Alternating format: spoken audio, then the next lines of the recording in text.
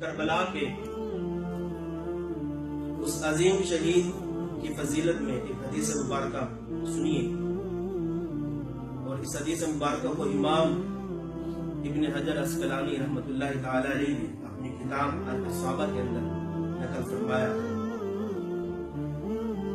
فرماتے ہیں کہ حضرت ابو ہریرہ رضی اللہ تعالی عنہ نے ارشاد فرمایا کہ میری ان آنکھوں نے دیکھا اور کانوں نے سنا کہ حضور علیہ السلام حضرت امام حسین رضی اللہ تعالی عنہ کے ہاتھوں کو پکڑے ہوئے تھے، اور حسین رضی اللہ تعالی عنہ نے اپنے پاؤں حضور کے پاؤں پر رکھے ہوئے تھے، اور میرے آقا صلی اللہ تعالی علیہ وسلم فرما رہے تھے، اے ننھے قدموں والے چڑھ، یہاں پر رکھ دیں، اے ننھے قدموں والے چڑھا۔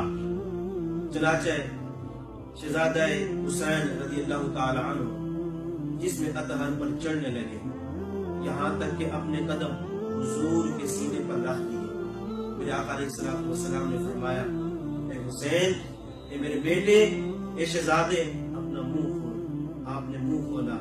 میں آپ صلی اللہ تعالی علیہ وسلم نے اپنا لعاب دہن حضرت امام حسین رضی اللہ تعالی عنہ کے منہ میں ڈالا اور چوم لیا، اور پھر کہا، اے اللہ مجھے محبوب رکھ کیونکہ میں اسے محبوب رکھتا ہوں۔ اے اللہ اسے محبوب رکھ، میں اسے محبوب رکھتا ہوں۔ اللہ اکبر۔